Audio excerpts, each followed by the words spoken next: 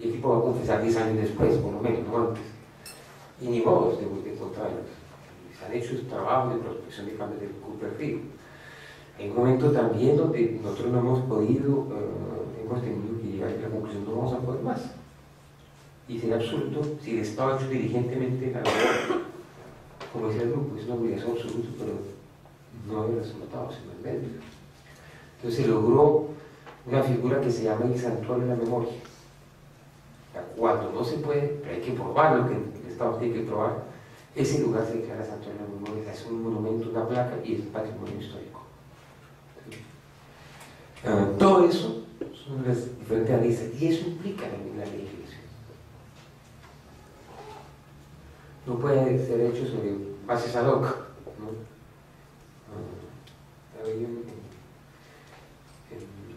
Había una cita aquí dice, sí, yo conseguí las ataúdes con la municipalidad y esto. Pues lindo el gesto de la funcionaria, pero no puede ser así. Y si al funcionario no se da la gana de conseguir el ataúd, ¿qué? ¿Sí? Y todo eso tiene que estar súper reglamentado. Nosotros, claro, en Colombia somos conocidos porque somos extremadamente leguleyos y formales. Por eso se peleó Bolívar con Santander, con nuestros dos padres de la patria. ¿Sí? Y sacamos leyes para cualquier cosa. Es cierto, yo lo reconozco, yo tengo una profesión de leyes, pero sí la necesito. Y claro, uno puede decir, porque esto lo que uno dice, pero qué interesante, está bien. No, estamos jodidos, ¿no? O sea, no crean, esta ley salió en el 2010 y necesitaba un decreto reglamentario y el decreto reglamentario lo tenía que hacer el gobierno y consultarlo con la comisión de búsqueda. Y tenía 6 meses para presentar el borrador, nunca lo presentó. Entonces la comisión de búsqueda hicimos el borrador y lo presentamos una semana antes que se venciera el plazo para el gobierno despedir. Y yo digo, sí, unas consultas, 4 años de consulta, acaba de salir el decreto. ¿Sí? Entonces, eso es parte del otro aspecto. ¿Sí? Uno puede diseñar mecanismos de búsqueda, planes de búsqueda, instituciones especializadas de búsqueda, formas de coordinación de búsqueda. Y yo creo que hay que ser muy específico en las realidades de cada país. ¿Sí? Porque la forma de desaparición es muy distinta de un país a otro. Incluso en un país, la desaparición, por lo menos en Colombia, ha cambiado mucho. Antes era, no sabía, desapareció de inteligencia militar. ¿Dónde? Ya se sabía. Aquí era la 20ª brigada. ¿Sí? ¿Dónde lo botan? Y se sabía. Lo fuimos sabiendo con el tiempo, ¿no? En un basurero municipal de aquí o cerca de un cementerio de otro pueblito, que ahí lo entierran como medio. Eso cambió después, o sea, fue otra modalidad. Entonces tiene que ser mecanismos adecuados, adaptados a las realidades. Pero al mismo tiempo, y es la experiencia nuestra, a pesar de todo lo que se ha obtenido, hay un inmenso problema de voluntad política. Un inmenso problema de voluntad política. Tenemos varios laboratorios de AEL, tenemos una de medicina legal, tenemos la policía judicial de la oficial tiene su propio laboratorio de AEL, tiene laboratorios móviles, muy llamados laboratorios móviles a los sitios, cosas que uno dice, pues qué bien, y si no hay voluntad política no funciona, porque siempre habrá la forma de evadir, ¿no? Las cosas, siempre habrá la forma de enredarlos. Y ahí para mí es fundamental. Experiencias hay, estándares y normas en materia de trabajo psicosocial hay, que viene de la experiencia, el consenso global, ¿no es cierto? Normas indicativas, hay unos principios de CICR, está la Convención de Naciones Unidas de Desaparición Forzada, la jurisprudencia que está produciendo el Comité de Desaparición Forzada ya está metiéndose en ese tema. El alto comisionado está sacando estándares sobre el tema de muestra genética en la búsqueda, etc. No es un problema, digamos, el problema técnico se puede resolver, el problema es fundamentalmente de voluntad política. Y por eso que uno un poco preocupado cuando ve uno que hace tanto tiempo se pide en Perú una ley de desaparición forzada y tuvimos una reunión con el ministro. El tipo sí entendió la importancia y la van a presentar. Pero la información que nos dieron ayer, el que van a presentar, ya fue, no lo he presentado, ¿no? Entonces le van a presentar y nos dice: usted sabe, yo hace 3 semanas empecé, me quedan 3 meses y el Consejo de Ministros también tiene otras prioridades. Hay otras prioridades. Aquí cerraría. Muchas gracias.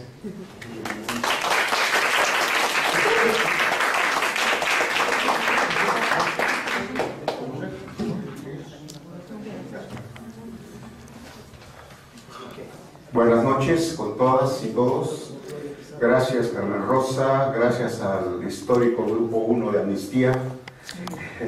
Siempre grato compartir con Carlos, Rosalía, y en esta ocasión particular también con Federico, quien nos une muchos años de compañerismo y amistad. Y eso que cuando ha leído su historia de CV, Carmen Rosa se ha olvidado de mencionar cuando llegó a París a la FIT, recién salido de Colombia, del colectivo donde había estado, que fue su primer, ahí fue cuando yo lo conocí, en los 80, creo. Lo conocimos aquí en Bogotá. En Bogotá, con Eduardo Umaña, el fundador del colectivo, sí.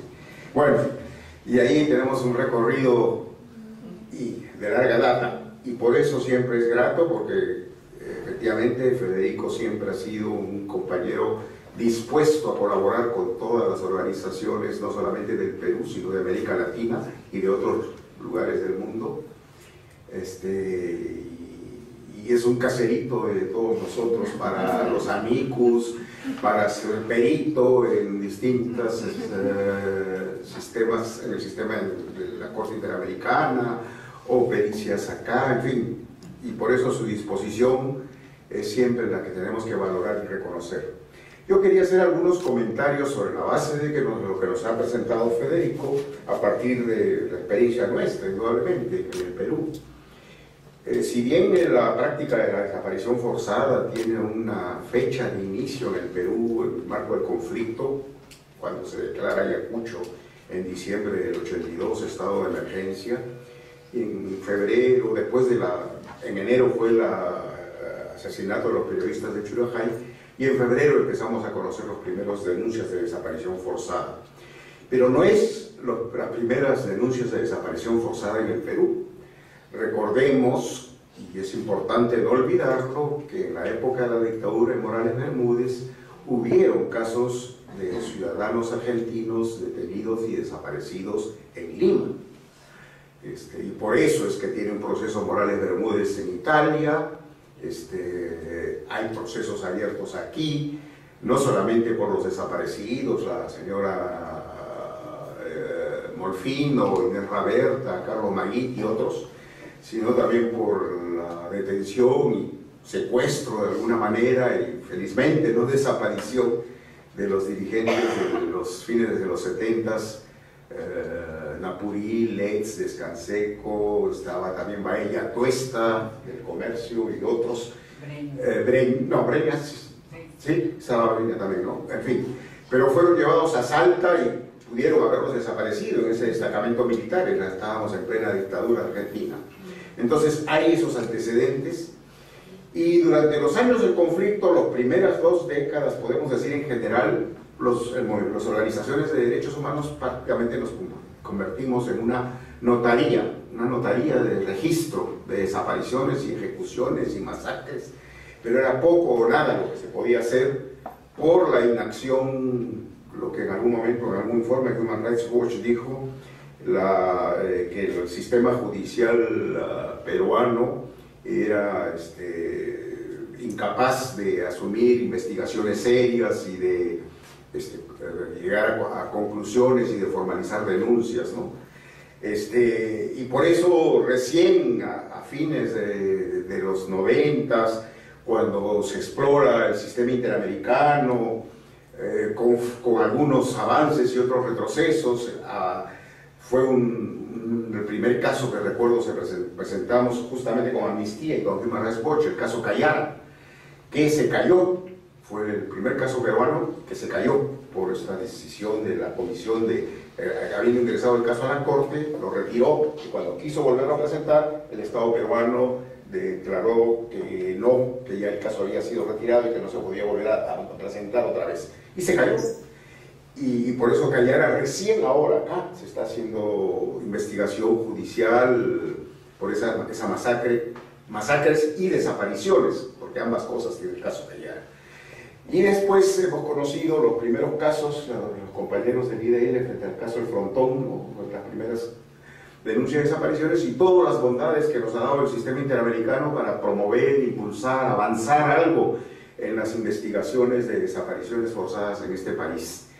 Indudablemente eso se cruza en otro momento con la Comisión de la Verdad, su informe y su impulso por ese mandato de derivar casos al sistema judicial, de hacer algunos avances.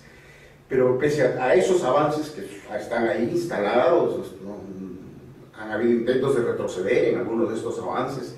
Si no recordemos lo que decidió en un momento la Sala Penal de Villestein frente al caso de Barrios Altos, Santa y Pedro Yauri, de rebajarle la pena a Montesinos, de ordenar la libertad de uno de los de Pinto, y sin embargo, por la reacción inmediata de los organismos, se logró revertir esa decisión mediante una resolución de la propia Corte Interamericana que obligó a enmendar la plana a la Corte Suprema, ¿no? Pero indudablemente que en este periodo largo de activar los distintos mecanismos, indudablemente en los años 80, recuerdo que el grupo de trabajo en dos ocasiones dijo que el Perú era en 87, 88, si no me equivoco, el Perú era el país con más desapariciones forzadas en ese año. Pero como es un mecanismo limitado, porque es más humanitario que otro, en cuanto a exigencia del Estado, nos ayudaba, digamos, de alguna manera, pero no tenía un impacto ni una incidencia decisiva en la realidad interna del país. Es por eso que incluso cuando ya se han empezado a producir algunos avances, no hemos logrado, está ahí una tarea pendiente, que las distintas sentencias de la Corte Interamericana se vuelva a existir, que adecúe el Perú su tipificación del delito de desaparición forzada a los estándares internacionales, ¿no? Porque tiene restricciones. Encima está Carlos va a poder explicarlo, esta decisión del Pleno de la Suprema, consolidando, digamos, estas limitaciones. Y luego están las decisiones últimas de algunas salas, algunos magistrados, de querer decir que el militar, cuando pasa al retiro, deja de ser funcionario público y por tanto la desaparición forzada deja de existir de alguna manera, ¿no? Esa es indudablemente una interpretación abominable, que desnaturaliza lo que hemos entendido siempre por la desaparición forzada de personas como crimen permanente en el tiempo, en fin. Y creo que ahí hay un pendiente, indudablemente, por regularizar nosotros en términos de tipificación del delito, en términos de comportamiento de nuestro sistema judicial, de superar y subsanar esta forma como está encarando el sistema judicial la desaparición forzada. Felizmente, como tenemos algunas sentencias de la Corte Interamericana que dan pautas, Marco, han permitido que algunos logros y algunas condenas limitadas, ¿no? Pero tenemos magistrados que los hemos valorado y reconocido por su comportamiento, en casos como Cantuti y Barrios Altos, ¿no? Y Fujimori, y sin embargo en otros casos exigen que para acreditar la desaparición forzada tiene que haber evidencia material, ¿no? de una orden o algo por el estilo para consagrar, confirmar, digamos, la existencia de la desaparición forzada.